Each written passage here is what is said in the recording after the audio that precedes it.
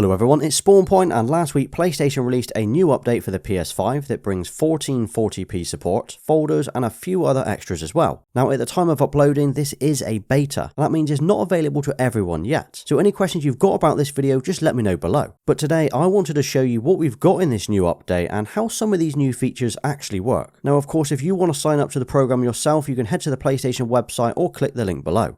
Okay, so this feature, which I've actually been waiting for since the PlayStation 5 launched, and that's called Gamelists. Now these are kind of like the folders that we had back on the PlayStation 4, where you could organize your games into categories, but it's not quite the same. So if you head over to the game library, then tab across to your collection, you now see this new icon on the left hand side. Tap that icon and you can now create a game list. From here you can essentially add any game you would like to your list or folder simply by scrolling through your library and ticking the games you wish to include. You can add up to 100 games to each list. Now the first issue I see with this is these are all of your games in your library, not just those installed on the console. There's also no option here to search for the games that you wish to add. So scrolling through the list might take you a while the first time that you do it. And once done, just press add and you'll be able to name the list to whatever you need. And now when you return to the collection screen, you'll have a new folder or list showing at the top. You can actually go ahead and create up to 15 game lists in total. So you could maybe create lists for the games that you're currently playing or for your family members. I've actually got one here for Call of Duty, for example. And once you've created 4 or more lists, they will then show horizontally, not in a grid layout. So you can just scroll left and right. And what's great with a list is you can actually add the same game to multiple lists. And that's something you could not do on the PS4, you could only add the same game to one folder at a time. Now there's also a quicker way to add games to lists, and that's by going to the game itself, pressing the options button on the controller and adding it to an existing or a new list. This is probably the best way to do it for the games you've already got installed and the lists already exist. But this will only work if you do it from the library, not the home screen yet. Oh, and from what I can see, you cannot organise the game list into different orders. It just shows the newest list first. And that's even if you add new games or you rename it, it will still keep it in the original order that those lists were created. So these are definitely a nice addition to have, but if we could arrange the lists into different orders and have them on the home screen, these would be perfect. Because having them hidden in the game library, or even worse in the second tab of the library, just seems like a second thought. And what do you think? Would you use these to organise your games, or are you just happy to scroll and search instead?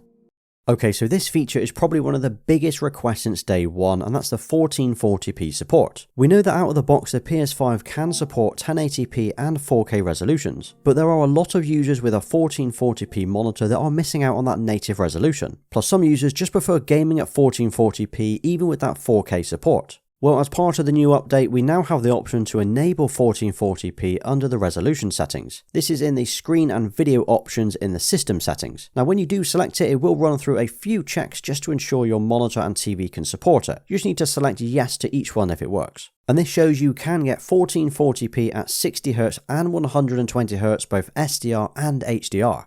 It's worth mentioning that at the time of recording this, VRR has to be disabled for 1440p to work. You cannot have both the new resolution and VRR on at the same time. Now of course this could change and it could then be available at launch, but I guess we'll find out within the next month or so. Now I went ahead and played a few games just to test out the new resolution, and I have verified that it does work on my TV with the game optimizer mode. And as you would hope or expect, the games I tested worked absolutely fine. Now if the game supports native 1440p rendering, well we'll obviously see it in 1440p. But let's be honest, it will probably be some time before the majority of games will add this as a native resolution. Failing that, if the game supports 4K, it will then sample it down, which will improve the overall picture quality at a lower resolution. But playing games at 60Hz and 120Hz at 1440p I know will be a huge bonus for a lot of users. But let me know if you will benefit from this new feature or if you will stick with another resolution instead.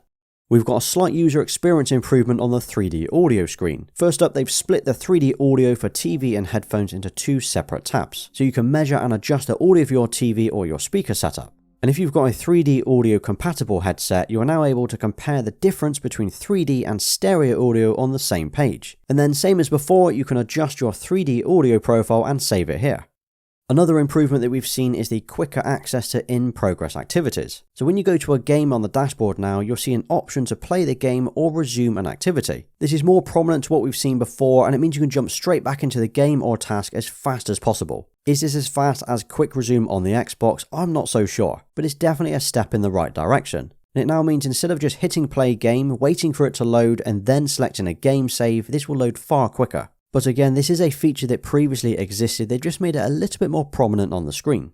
Well, you can now request to watch your friends or party members' screen. So if you've got a friend online playing a game that you're interested in, like I have here with my mate Ryan, just click on their name and you can press the request share screen option. They will then get a notification and they can decide whether to share their screen. Now this did exist before, but the person sharing the game had to instigate the share, rather than just simply accepting a request. Now this might not sound like a big deal, but it means that the person who's already playing doesn't need to mess around trying to share their screen. They can just accept the request and carry on gaming.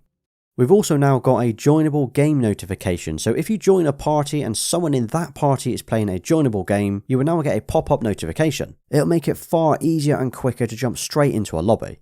You can now send stickers and voice messages in the game base or the party chat. Now the stickers are okay, they can be selected from a drop down by selecting the game you wish to use. Now I'm not too bothered about that, it's the voice messages that are pretty cool. So it now means if you cannot be bothered to type out a message, you can just send a voice message instead. You can either do this via the game base area on the PlayStation 5, or you can actually use the PS app on your phone, and that will allow you to send the voice messages straight from your phone to a party that's already online. Well, that was a quick look at the new features that we've got on the latest PS5 update. Again, this is a beta, so it's not available to everyone just yet, but these are features that will be rolled out soon. Any questions about what I've shared today, just let me know below. And which was your favourite feature from today's video? Drop a PS5 1440p or PS5 Folders in the comments, and I will give you a thumbs up for staying right till the end. And if you did enjoy today's video, check out one of these videos next. Thanks for watching, please like, sub and follow me on Instagram and Twitter. Until next time.